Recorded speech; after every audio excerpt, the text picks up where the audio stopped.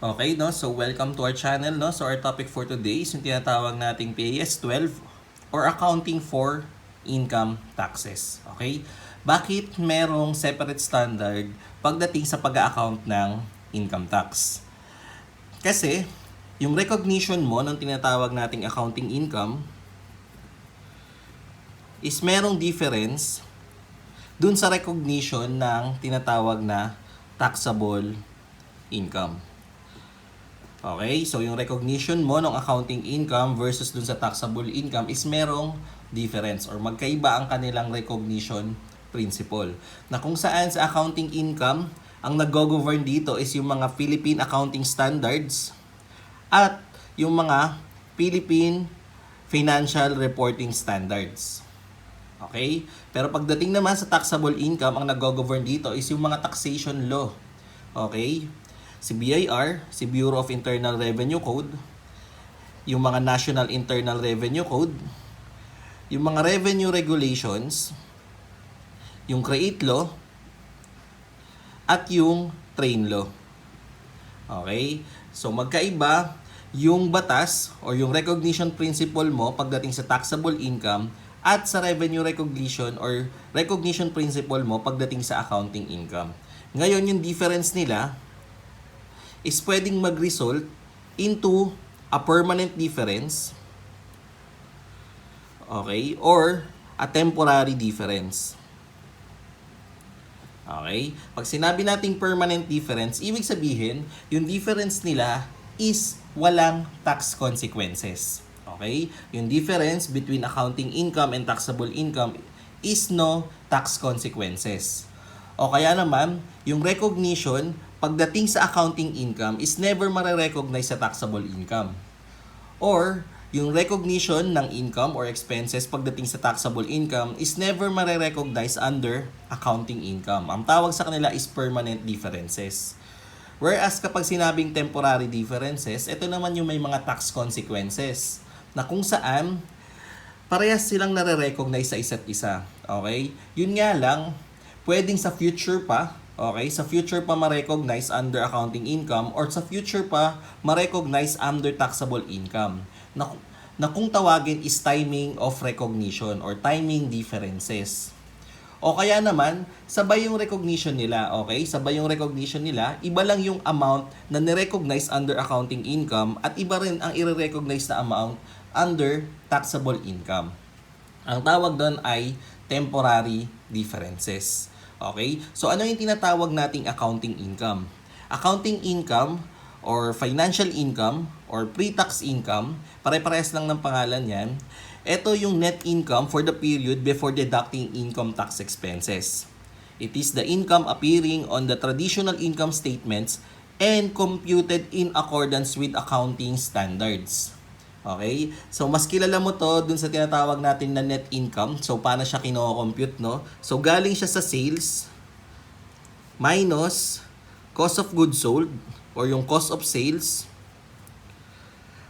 para makuha mo yung gross profit. Tapos, i-add mo na din dyan lahat ng other gains. Okay? O kaya naman mga other losses na ibabawas mo.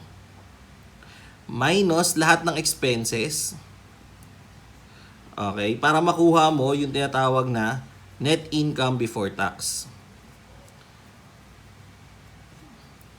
Okay? Yung net income before tax yan din yung accounting income mo, financial income, or pre-tax income. Okay? So, ano naman yung tinatawag na taxable income? Taxable income, it is the income for the period determined in accordance with the rules established by taxation authorities upon which income taxes are payable. It is the income appearing on the income tax return and computed in accordance with the income tax law. Okay? So, ito yung kung saan kino-compute mo yung gross profit or gross receipt, gross profit or gross receipt. Okay, yung gross profit or gross receipt mo, ito yung income from whatever sources. Mapa-illegal man or legal, as long as subject siya sa regular taxation, isasama mo siya as part of gross profit or gross receipt. Minus yung mga exclusions Okay, yung mga exclusions na hindi dapat allowed dun sa regular taxations na kailangan tanggalin mo sa gross profit or gross receipt. Minus yung mga allowable deductions. Okay, yung mga allowable deduction is yung allowed by law or allowed by the taxation rule. Example natin yan is yung mga amortization, bad debts, charitable and contribution, depreciation, depletion, entertainment, amusement and recreation expenses, fringe benefits, na kung saan ibabawas mo siya as allowed by law para makuha mo yung tinatawag nating taxable income. Okay, itong taxable income, yan yung ito times mo dun sa tax rate para makuha mo yung income tax due or yung current income tax payable. Okay, so sabi natin, maaaring magkaroon ng difference. It can be permanent or temporary. Pag sinabi natin permanent difference, ito yung mga walang tax consequences. So these are items of revenue and expenses which are included in either accounting income or taxable income but will never be included in the other. So ang possibility niyan is na-include mo na siya sa accounting income pero never siyang mare-recognize under taxable income. O kaya naman, na-include mo na siya sa taxable income pero never siyang mare-recognize under accounting income. Ang example niyan is yung mga interest on deposit. Yung mga interest on deposit, subject ito dun sa tinatawag nating final tax. Okay? Pag na-subject na sa final tax, under taxation, no, bawal kasi yung merong double taxation. So, ibig sabihin, since the subject na to sa final tax, bawal na itong masubject dun sa regular tax. Okay? Magiging parte na to ng tinatawag nating exclusions. Okay? Isasama mo siya as part of accounting income, pero never siyang masasama dun sa taxable income. Kasi nga na-subject na siya sa different tax rate. Next is yung mga dividend received. Nakatanggap ka daw ng dividends. Ang recognition mo niyan under accounting income is part of other gains or losses or dividend income, na kung saan sinasama mo siya sa accounting income pero never mo siya isasama sa taxable income, na sa kung saan parehas sila ng interest income on deposit na subject dun sa tinatawag nating final tax. Okay? Next example is yung mga life insurance premium when the entity is the beneficiary on its officer or employee. So, isasama mo siya as part of the income. Okay? Mga life insurance premium, isasama mo siya as income under the accounting income, pero sa taxable income is hindi siya kasama. Kasi ang sabi ng taxation, this is a return of life. Okay? Since this is a return of life, therefore, exempt siya. Okay? Exempt under the law of taxation. So, hindi siya masasama as part of gross profit or gross receipt. And lastly na example natin is yung mga taxes and penalties and surcharges, okay? Na kung saan parte siya ng other losses, binabawas mo siya sa taxable income. Na pagdating sa binabawas mo siya sa accounting income, na pagdating naman sa taxable income is bawal siyang allowable deduction. Okay? Hindi siya allowed as deduction kasi these are fines and penalties imposed by the taxation rules. Okay, bakit sila papayag na babawasan yung marirecover nila or magigain nilang revenue or makokolekta nilang tax sa iyo? Okay, bakit sila papayag na mabawasan yung possible makolekt nilang revenue or tax revenue na makokolekta nila dun sa entity? So, these are not allowed as deduction. Okay? Ano naman yung sinasabi nating temporary difference? Yung temporary difference, ang sabi natin sa temporary difference, these are difference arise from accounting and taxable income na kung saan merong tax consequences. Kasama nga daw dito yung difference between accounting and taxable income that originate in one period and reverse in one or more subsequent period. Okay, example natin yan is yung recognition mo nung tinatawag nating depreciation. Okay? Yung recognition mo ng depreciation under accounting income is nire-recognize mo siya depende kung anong accounting treatment. Okay, example natin is yung mga sum of the years, declining balance, straight line method, na kung saan pagdating sa taxable income, meron lang siyang nire-recognize na depreciation with regards to properties. Okay? On real properties or other properties, no? O kaya naman yung mga recognition mo ng mga sales on installment. Sale on installment. Na kung saan ni-recognize mo na to as a whole, no? As a whole sales pagdating sa accounting income. Pero pagdating sa taxable income, kung ano lang ang na-receive mong cash, yun lang ang matatax. Okay? Pagdating sa taxable income, kung ano lang yung na-receive mong cash, yun lang ang isasama as part of the gross profit or gross receipt. Okay? The difference between the carrying amount of an asset or liability and its tax base. So, ibig sabihin, same ng recognition under accounting income and taxable income. Yun nga lang, magkaiba ng nire-recognize na carrying amount. Okay? It give rise to a deferred tax asset or a deferred tax liability.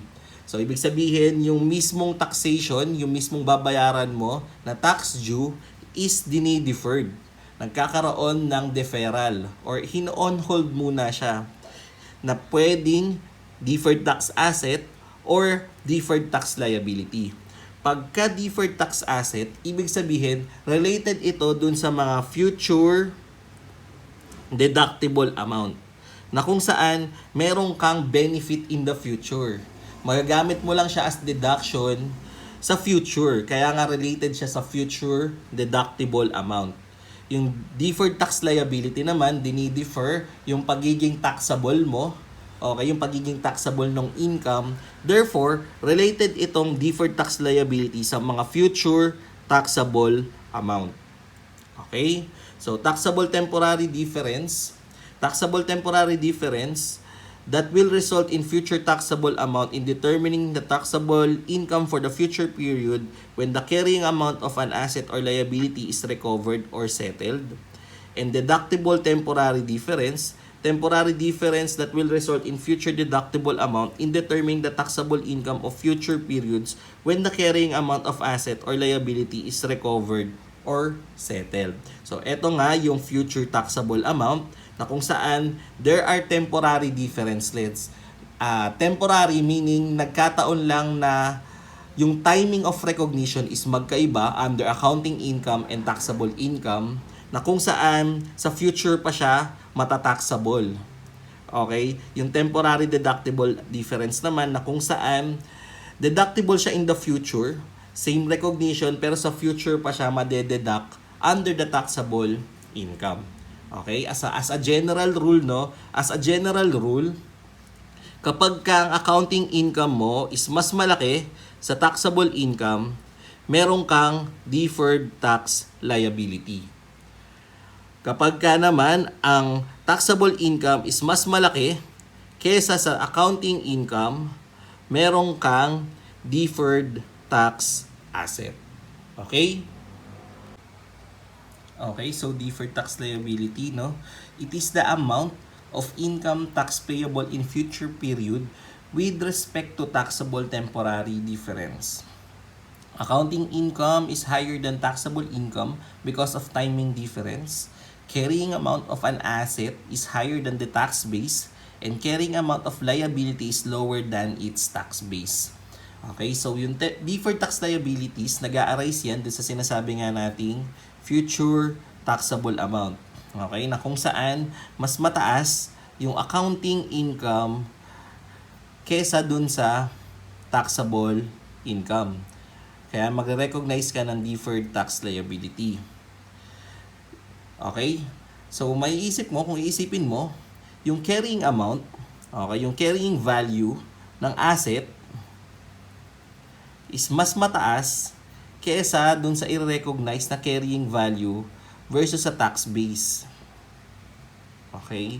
Meron din daw itong deferred tax liability. Kapag naman ang carrying value ng liability sa accounting is mas mababa kesa sa carrying value ng tax base, meron din itong deferred tax liability. Example natin na kung saan ang carrying value ng asset is mas mataas kesa sa carrying value ng tax base is yung kapag ka merong difference between the recognition ng depreciation. Okay? Kapag ang depreciation ng accounting income is mas mababa kesa sa depreciation recognized under the tax base, ibig sabihin yung carrying value nung nasa asset is mas mataas. So for example, meron kang PPE. Okay, meron kang PPE amounting to 100,000. Ngayon, under accounting income, ang nirecognize mo daw na expense or depreciation expense is mas mababa, 10,000. So, ibig sabihin, ang carrying value nito is 90,000. Pagdating naman sa tax, okay, sa taxable income, ang recognition mo ng depreciation is mas mataas. For example, ang nirecognize mo ng depreciation is mas mataas na 20,000. So, therefore, 100 minus 20,000, 80,000 lang ang carrying value. So, kung mapapansin mo, mas mataas ang carrying value ng asset versus dun sa carrying value for the taxable income. Therefore, merong deferred tax liability. Okay? Next naman is yung carrying value ng liability. Kapag mas mataas yung nasa tax base, example natin dyan is, for example, yung nirecognize na liability is mas mababa kesa sa nirecognize na tax base.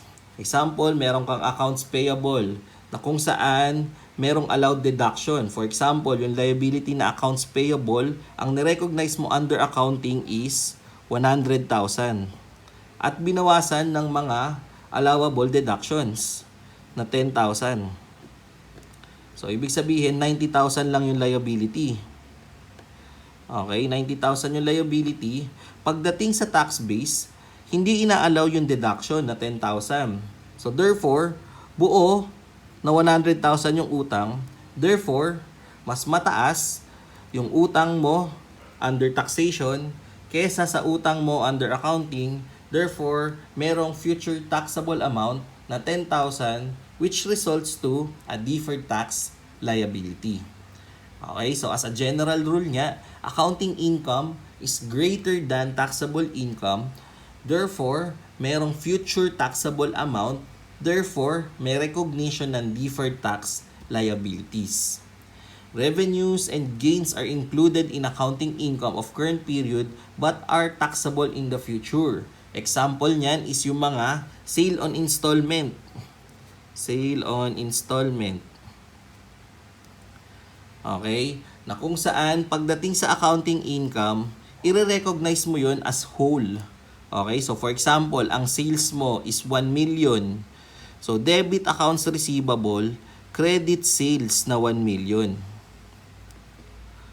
Okay? Pero pagdating sa taxable income, 'di ba kung ano lang ang makokolekta mo doon sa installment sales, for example, ang nakolekta mo is 500,000, saka ka lang mag-recognize ng sales under taxable income.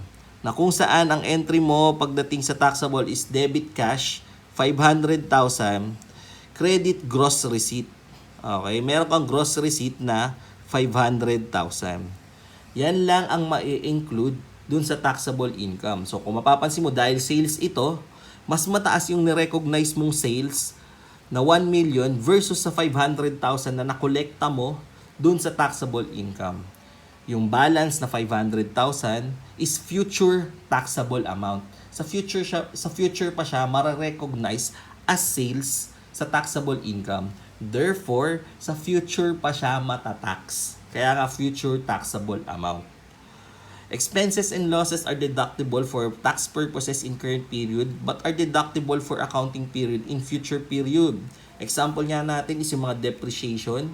Okay, so ang example natin kanina is depreciation na kung saan kapag ka ang depreciation na ni-recognize mo under taxable income is mas mataas kesa dun sa accounting income. Therefore, mas mataas yung carrying value ng asset kesa sa carrying value ng tax base. So therefore, merong deferred tax liabilities. Development cost, example ng mga development cost is yung mga nasa intangible asset na kung saan nag-de-develop ka ng intangible asset. Pagdating sa development cost, no, pwede siyang i-capitalize under accounting income kapag na-meet niya yung mga technical feasibility or yung condition for capitalization. Since na-meet niya under accounting income yung recognition for capitalization of development costs, therefore, wala kang i-recognize na expense under accounting income. Kasi nga, i-amortize mo pa siya based sa economic useful life niya. Okay, i-allocate mo systematically yung mismong economic resources dun sa development cost. Pero pagdating sa taxable income, i-recognize mo na siya as a whole kasi binayaran mo na siya. Ni-recognize mo as a whole dahil binayaran mo na siya. Therefore, kailangan i-allowed na siya as deduction. Okay? So, kuyari, 100,000.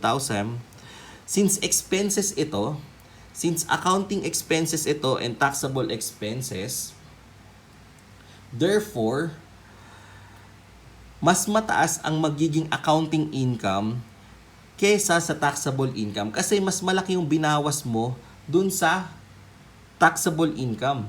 Okay? Since mas malaki ang binawas mo, mas magiging malaki ngayon yung accounting income kesa sa taxable income. Therefore, merong future taxable amount.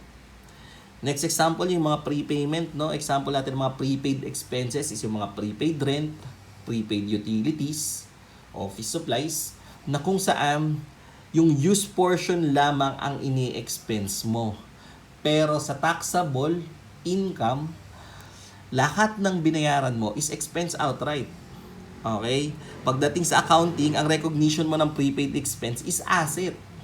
Ang ine-expense mo lang dyan is yung use portion. So since pagdating sa accounting income, wala kang binawasan, no? Wala kang ibabawas dun sa accounting income kasi nga hindi pa siya nagiging expense. Therefore, sa taxable income is mas malaki ang accounting income. Kasi mas malaki ang ibabawas mo sa taxable income na kung saan kung ano yung binayad mo is expense outright. Okay? So, ibig sabihin, merong future taxable amount. Okay? Ano naman ang mga example ng mga taxable temporary difference na hindi timing difference?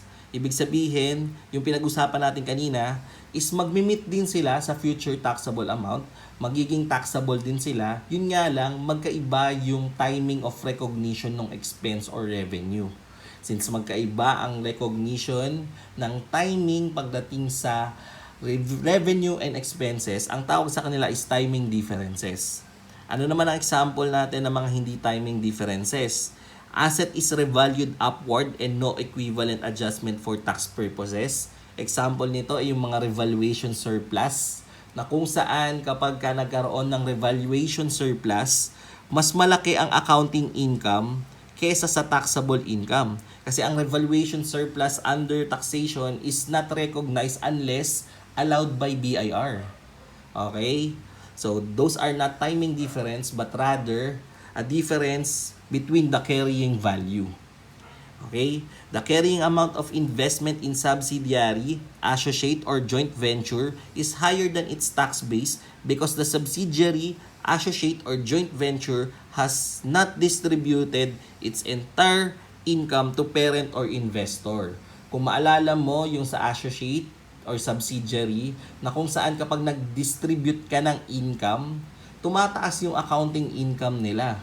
Whereas sa taxation, hindi naman sila required as increase in revenue. Kasi nga parte pa rin sila ng iisang organization or iisang taxpayer. So therefore, merong mas mataas yung accounting income kesa sa taxable income.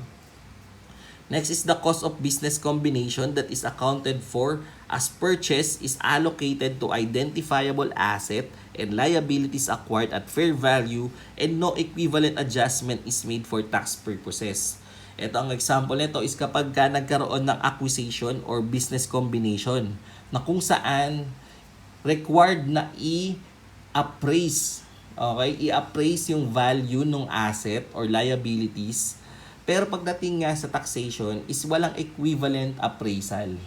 Okay? Kasi nga hindi nga required by taxation, hindi sila allowed by taxation unless allowed by BIR. Okay? So, this will result to an higher accounting income versus the taxable income. Okay? So, recognition of deferred tax liability. PAS 12 provides that a deferred tax liability shall be recognized for all temporary difference except when it arises from goodwill resulting from a business combination and which is not deductible for tax purposes. Yun nga yung mga goodwill na kung saan nagkaroon ng difference between the fair value and the proceeds, yung ibinayad. Merong difference between sa natanggap na fair value interest versus dun sa ibinayad na proceeds dun sa business combination.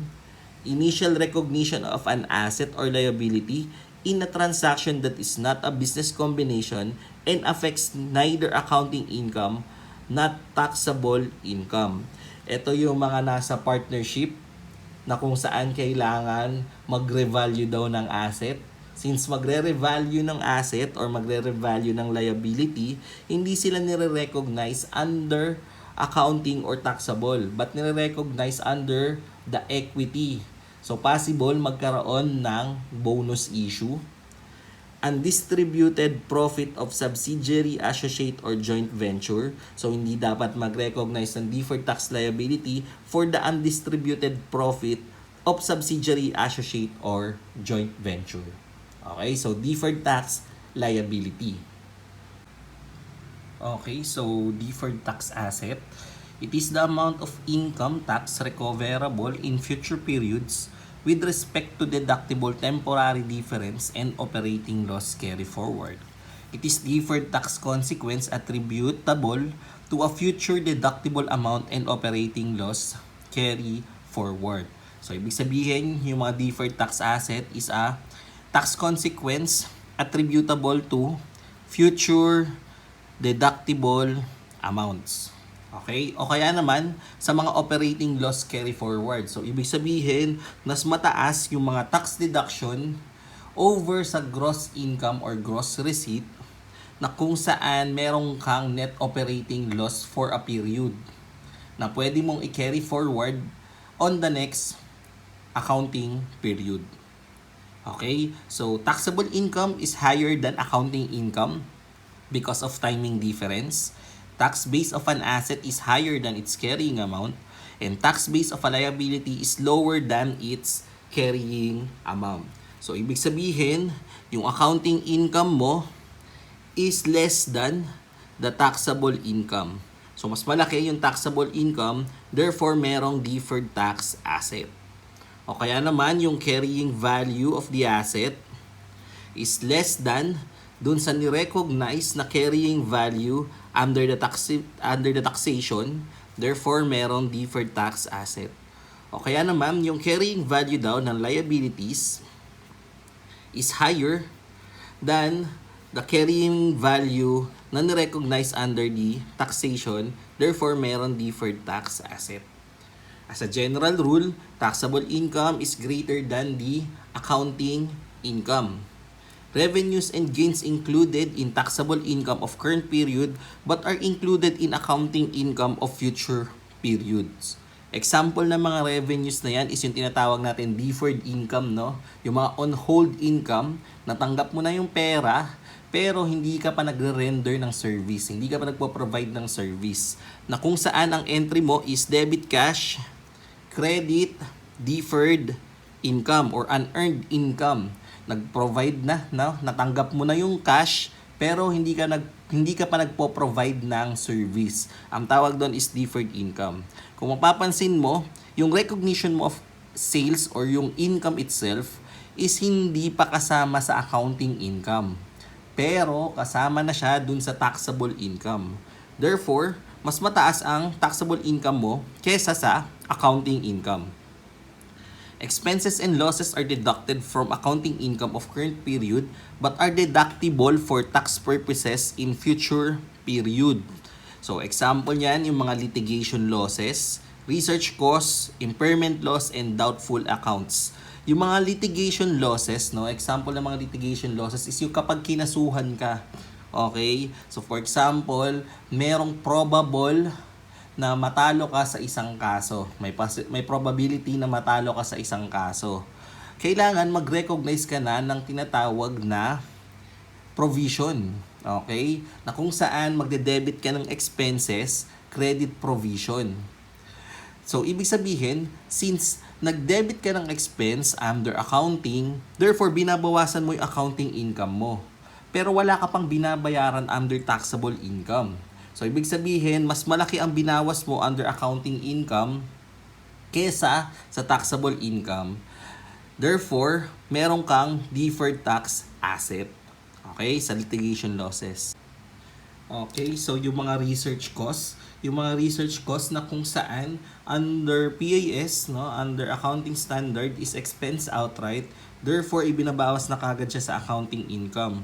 Whereas sa taxable income, sometimes kinakapitalize sila sa mga self-generated intangible asset, therefore iba yung recognition ng expenses. Na kung saan hindi pa siya matitreat as expenses sa taxable income, therefore mas malaki pa siya kesa sa accounting income. Mga impairment loss na kung saan ang recognition ng impairment loss under accounting income is expense, whereas sa taxable income is hindi siya nire-recognize as allowable deduction. Therefore mas malaki yung taxable income rather kesa sa accounting income. And yung mga doubtful accounts na kung saan nagpo-provide ka ng allowance para dun sa mga accounts receivable na hindi mo pa makokolekta. Whereas sa taxable income is dapat yung mga bad debts lang, yung mga hindi na talaga, sigurado kang hindi na makokolekta, should be recognized as expense. Pero sa accounting income, since kapag ka doubtful pa lang, may probability na hindi ka na makolekta, nagpo-provide ka na ng allowance, nagpo-provide ka na ng reduction of income. Pero sa taxable income, wala ka pang i-recognize as reduction of income kasi nga, dapat ang i-recognize mong deduction is yung mga direct write-off, yung wala talagang possibility na makolekta. Okay? Next is yung mga other deductible temporary differences na hindi timing difference. Kasi yung mauna nating example are timing difference na kung saan nagkakaiba lang ng recognition dun sa timing. Okay? Pero ngayon, yung example naman natin is not the timing difference. Number 1 is yung mga asset is revalued downward and no equivalent adjustment for tax purposes. So, ibig sabihin yung mga asset, nung nirevalue mo siya is bumaba. Okay? Since bumaba siya, merong reduction of cost. Since nagkaroon ng reduction of cost, mas mataas ngayon ang carrying value ng tax base kesa sa carrying value of the asset. So therefore, merong deferred tax asset.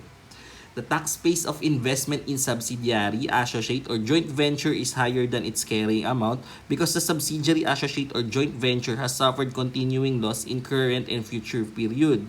So, ibig sabihin kapag may investment ka na nagsasuffer daw ng continuing losses, bumababa yung value ng investment mo. Since bumababa yung value, mas mataas ngayon yung carrying value ng tax base kesa sa carrying value of the asset. So, a possibility of deferred tax asset and available for sale securities is carried at fair value which is less than cost but no equivalent adjustment is made for tax purposes. So, yung mga available for sale securities, ito yung mga financial instrument mo measured at fair value through OCI. Okay, mga fair value or mga financial instrument carried at fair value through OCI items na kung saan yung changes niya in value is measured at OCI items. Okay, magiging revaluation, magiging unrealized gain or loss siya. Na kung saan pagdating sa tax purposes is not recognized as loss. Okay? So sa accounting income is bumababa na yung accounting income mo, whereas sa taxable income, hindi siya nare-recognize. Okay? So, possibility of deferred tax asset. So, recognition of deferred tax asset, PAS 12 provide that a deferred tax asset shall be recognized for all deductible temporary differences and operating loss carry forward when it is probable that taxable income will be available against which that deferred tax asset can be used. So, yung recognition mo for deferred tax asset is dapat merong probability na magkakaroon siya in the future at dapat pwede mo siyang i-recognize kabangga nung taxable income, nung current taxable income. Operating loss carry forward, it is the excess of tax deduction over gross income in a year that may be carried forward to reduce taxable income in a future period. So, ito yung mga operating loss na kung saan nag-ooperate ka ng business as a loss. Okay? Kasi nga mas mataas yung tax deduction, yung allowable deduction over dun sa gross income or gross receipt. Since mataas yung since mataas yung deduction kaysa sa gross income or gross receipt, nag-ooperate ka at a loss. Na kung saan yung loss na yon is pwede mong gamitin as creditable sa mga future taxable amount. Okay? Since deductible siya for that future taxable amount, therefore, meron kang deferred tax asset. Okay? Presentation of deferred tax asset and deferred tax liability in Statement of Financial Position. PAS 12 provides that when an entity makes distinction between current and non-current asset and liabilities, it shall not classify deferred tax asset as current asset and deferred tax liabilities as current liabilities. So, ang classification ng deferred tax liability and deferred tax asset is a non-current asset and a non-current liability. Okay? Under PAS 1, provides that asset and liabilities shall not be offset unless required or permitted by another standard. So, under presentation, under PAS 1, hindi dapat magkaroon ng offsetting. PAS 12 further provides that an entity shall offset deferred tax asset against deferred tax liability when the deferred tax asset and deferred tax liability relate to income taxes levied by the same tax authority. So, since ang levied natin dito, ang pinapataw nating taxation dito is Philippine tax law, therefore, yung deferred tax arising from Philippine taxation and deferred tax liability under Philippine taxation can be offset. And the entity has legal enforceable right to set off a current tax against a current tax liability. So, ibig sabihin, merong legal right for the offsetting. Okay, so pwede mo siya i-present as net, no? Net of deferred tax asset and deferred tax liability kapag related siya sa same taxing authority. And the measurement of deferred tax asset and deferred tax liability, a deferred tax asset or deferred tax liability shall be measured using tax rate that has been enacted by the end of the period and expected to apply to the period when the asset is realized or liability is settled. So, ibig sabihin, from the point na nagkaroon ng recognition, for example, for 2024, ang tax rate mo is 30%, dapat ang measurement mo for the deferred tax asset or deferred tax liability is the 30% itself. O kaya naman kapag nagbago yan next year, ang application mo na is yung enacted tax rate. So, a deferred tax asset and a deferred tax liability is not discounted. So, hindi mo dinidiscount ang deferred tax asset and deferred tax liability. Okay? So, to summarize everything,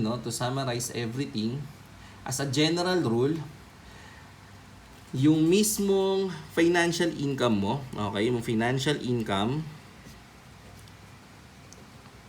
or yung pre-tax income, financial income, pre-tax income, plus yung mga permanent non-deductible expenses mo. Okay, mga non-deductible expenses, mga permanent non-deductible expenses, minus yung mga permanent non-taxable revenue or income, ipa-plus mo, minus mo para makuha mo yung financial income subject to tax.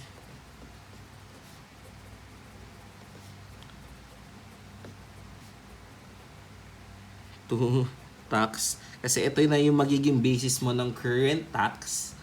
Plus, i-add mo din yung mga temporary deductible difference, no? Mga temporary deductible differences or yung mga DTA, yung mga deferred tax asset, no? Yung mga future deductible amount minus yung mga taxable yung mga taxable temporary difference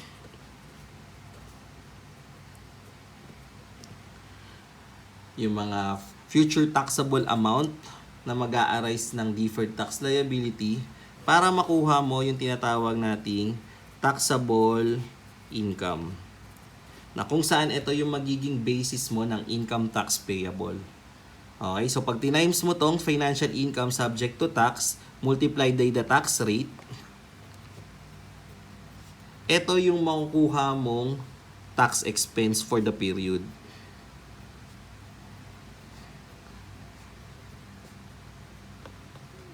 Okay, ito yung makukuha mong tax expense for the period.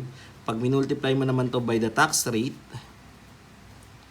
ito yung makukuha mong deferred tax asset. Pag minultiply mo naman ito sa tax rate, yung taxable temporary difference, ito yung makukuha mong deferred tax liability. Pag yung taxable income, minultiply mo rin naman sa tax rate, ito yung income tax payable. Okay, so makikita mo na kung saan meron kang reconciliation between the current payable papunta dun sa currently recognized expenses. Okay? So kapag ang journal entry mo to, okay, debit, etong income tax expense, debit income tax expense, debit deferred tax asset, in normal balance niya. Okay? Credit deferred tax liability, and a credit of income tax payable.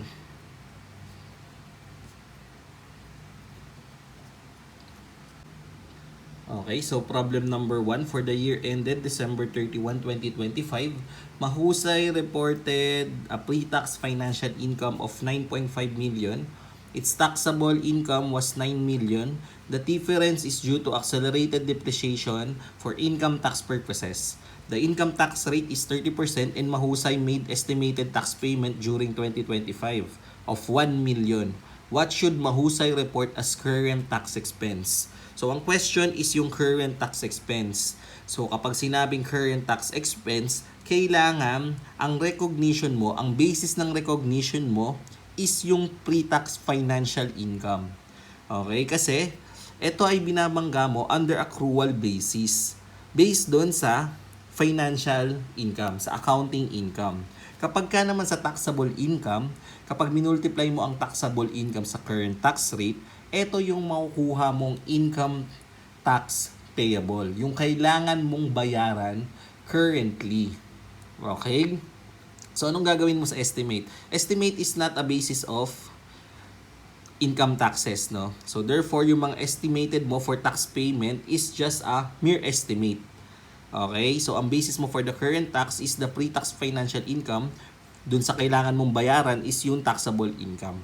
Okay? So, pre-tax financial income na 9 million, or rather 9.5 million, multiply by the tax rate na 30%, ang current tax expense mo for 2025 is 2,850,000. Okay? So, question number 1 or problem number 1, answer is 2,850,000. Kapag ka minultiply mo nga naman yung taxable income na 9 million sa tax rate, makukuha mo yung kailangan mong bayaran for the period. So, 9 million times 30% is 2,700,000. Okay, pag pinagbawas mo, since mas malaki yung financial income kesa sa taxable income, therefore, merong deferred tax liability na 150,000. So, deferred tax liability, income tax payable, current tax expense. Okay? So, that is for problem number 1. So, kung i-journalize mo yan, lagday na lang natin, no? Debit, income tax expense, 2,850,000. credit income tax payable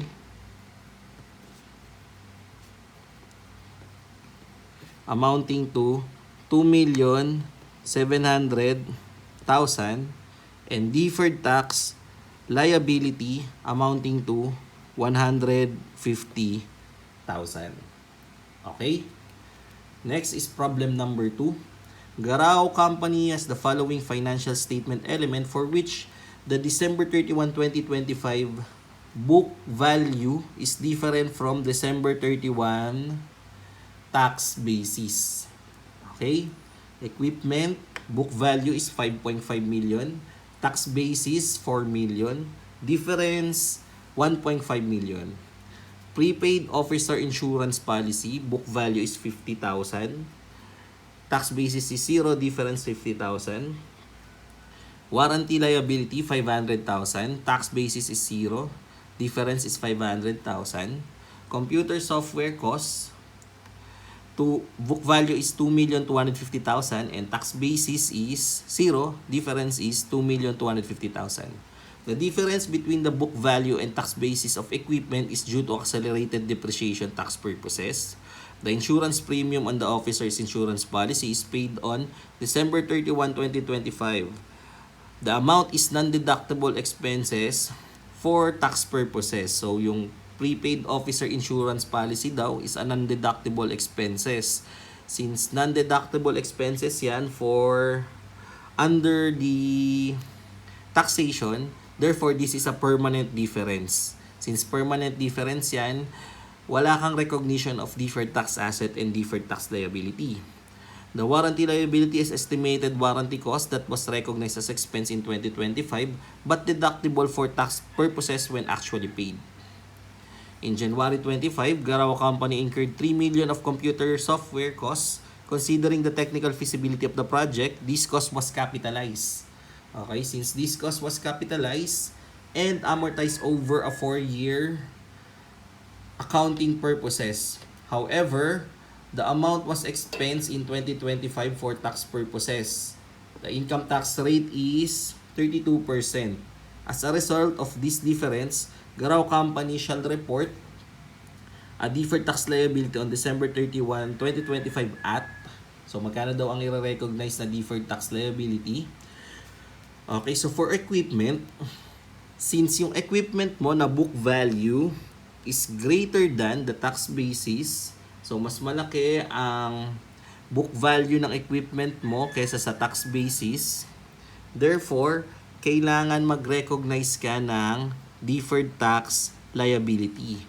Okay, dun sa mismong difference.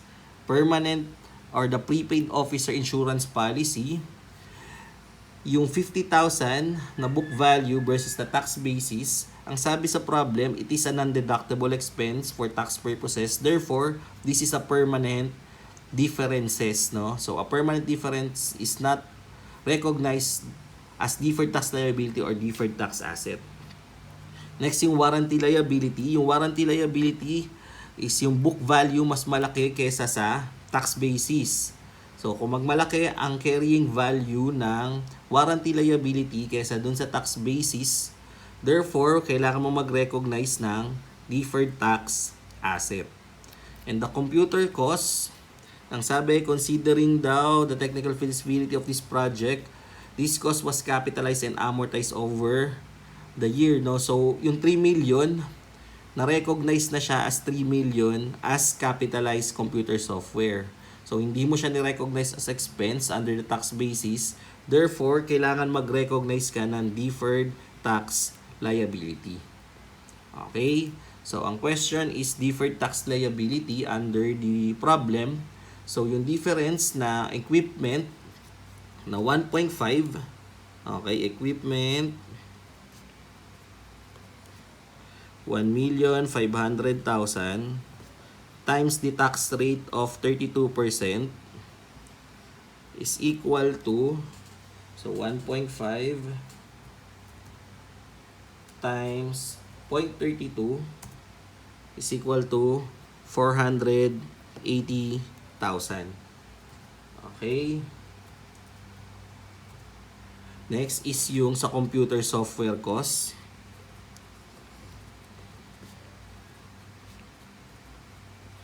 Okay, sa computer software, so ibig sabihin, itong 3 million na depreciate na yan, nagkaroon na ng depreciation, no? Nagkaroon na ng amortization. Kaya yung book value niya is 2,250,000. So ang magiging basis mo for the difference between book value and tax basis under deferred tax liability is yung 2,250,000.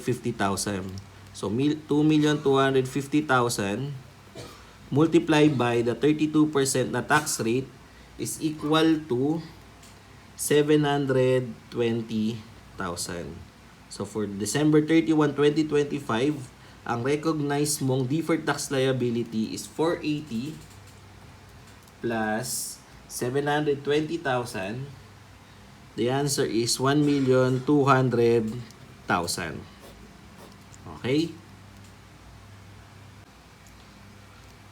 Problem number 3. Banquerigo Company acquired a building of 5 million on January 1, 2021.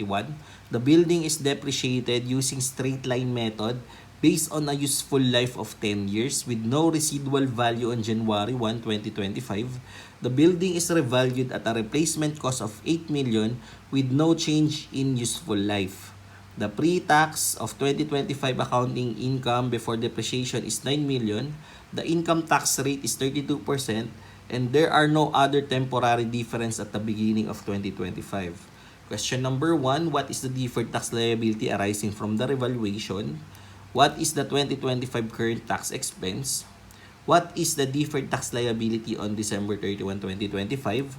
What is the 2025 total income tax expense? And what is the revaluation surplus on December 31, 2025? Okay, so mag-start tayo dun sa tinatawag nating historical cost. Okay, so yung historical cost mo for the building is 5 million. Okay, nagkaroon daw ng revaluation noong January 1, 2025 at yung building na revalued siya at a replacement cost of 8 million. Since ang ginamit na term is replacement cost, not fair value, ang kailangan mong palitan na cost is yung historical cost. Okay, so ibig sabihin, new revaluation ng building or yung revalued amount is 8 million. Okay, hindi siya yung fair value but rather replacement cost ng building. So ibig sabihin, ang nabago is yung historical cost niya. Ngayon, tumakbo ang panahon from January 1, 2025 papuntang January 1, 2025. From 2021 papuntang 2025, merong nakalipas na 21, 22, 23, 24. Beginning kasi kaya 24 lang. Therefore, may 4 na taon nang lumipas. Okay? Since meron ng 4 na taon na lumipas, kailangan mag-recognize ka ng accumulated depreciation. Okay, accumulated depreciation na kung saan 4 na taon at ang useful life niya is 10 years. Okay, so 4/10. So 5 million divided by 10 times 4 is 2 million. Okay. Doon naman sa new revalued amount, 8 million divided by 10, 800,000 times 4 is 3,200,000. Okay? So para makuha mo yung carrying value of the old revalued amount, yung old value, 3 million yung old value niya. So ang carrying value niya for 2025 for the old cost is 3 million. For the revalued amount, as if there is no revaluation, kailangan mo siyang i-depreciate na as if walang revaluation, na dati ang cost niya is 8 million. Kasi nga, ang ginamit na term is replacement cost. Pero kapag fair value yan, yun na yung mismong value ng equipment niya as of today, as of 2025. Pero since replacement cost yan, kailangan i-depreciate mo siya as if there is no change in useful life and there is no residual value. The only change is the cost, the historical cost. Okay, kaya 8 million minus 3.2 is 4,800,000. So, ang revaluation mo during January 1, 2025 is 3 million minus 4.8 is 1,800,000. So, ang revaluation mo is 1,800,000 multiply by the tax rate which is 32% para makuha mo yung deferred tax liability ng 1.8. 1,800,000 times 32% is equal to 576,000. So, answer for number 1 is 576,000. Deferred tax liability. Okay? For number 2, what is the 2025 current tax rate? So, since current tax rate ang question, ang basis mo niyan is palagi is yung pre-tax financial income. So, ang pre-tax financial income mo is 900,000 but this is before depreciation. So, kailangan tanggalin mo dyan yung depreciation mo which is yung old depreciation mo. Yung 5 million divided by 10 is 500,000. So, accounting income na 9 million. Okay. Minus yung depreciation expense. Yung 5 million. Okay. 5M divided by 10. 10 is from the useful life para makuha mo yung depreciation expense for the current period na 500,000 is equal to 8,500,000. Okay, so ito na yung magiging basis mo for the current tax expense. So times 32%, 8.5 times 32%, the answer is 2,720,000. So income tax, current income tax for number 2 is 2,720,000. Okay, for number 1 and number 2. Number 3 na question, what is the deferred tax liability on December 31, 2025? So magkano daw ang magiging recognized deferred tax liability for 2025? So kailangan magkaroon ng adjustment from 576 papunta dun sa current deferred tax liability on December 31, 2025. Kasi yung recognized revaluation mo, okay, so for number 3, yung recognized revaluation surplus mo na 1.8, okay, kailangan i-adjust mo dyan yung mismong depreciation expenses. Okay? So, 1.8, kailangan i-adjust mo dyan yung depreciation expenses mo na kung saan yung new or revalued amount mo, ang depreciation mo dito is 8 million divided by 10 is 800,000. Okay? So, 800,000 yung current or yung basis for the new depreciation expense. Minus yung old na na-recognize mo for the 500,000. 5 million divided by 10, ito yung old recognition mo. Okay? So, ibig sabihin, ang i-adjust mo lang dun sa 1.8, 800 minus yung 500,000 is 300,000 lang ang i-adjust mo dun sa 1.8. Okay? So, 1.8 minus 300,000, ang revaluation surplus mo for December 31, 2025 is 1,500,000. Okay, so 1.8 minus yung revaluation mo na 300 kasi in-adjust mo yung depreciation mo.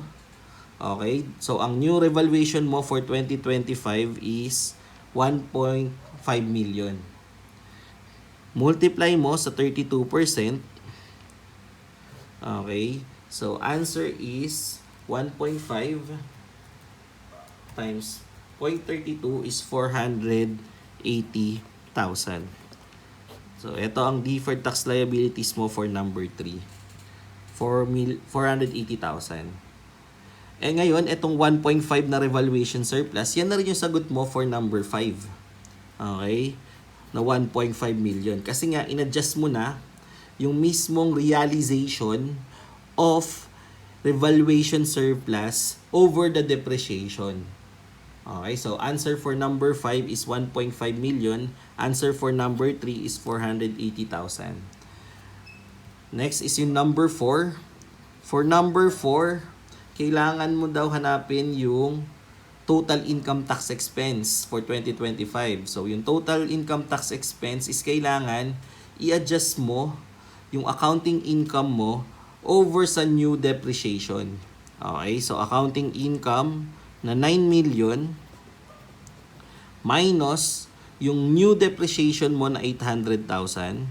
New depreciation expense na 800,000. Saan galing yung 800,000? Dito sa new revalued amount. 8 million divided by 10, yung useful life. So, ang new accounting income mo is 8,200,000 multiplied by the tax rate na 32%. Okay, 8.2 times 32%. The answer is 8,200,000 times 0.32. The answer is 2,624,000.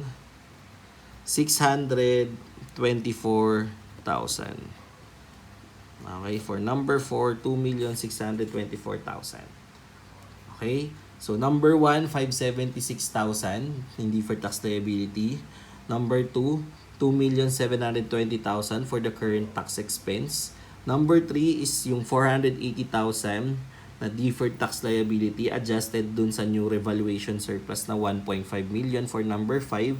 And number 4 is 2,624,000 adjusted for the new depreciation expense. Okay?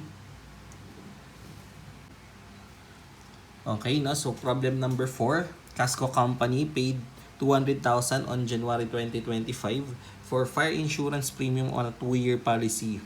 Additionally, the financial statement for the year ended December 31, 2025 revealed that the entity paid 1,050,000 in income tax during the year and also accrued estimated litigation loss of 2 million.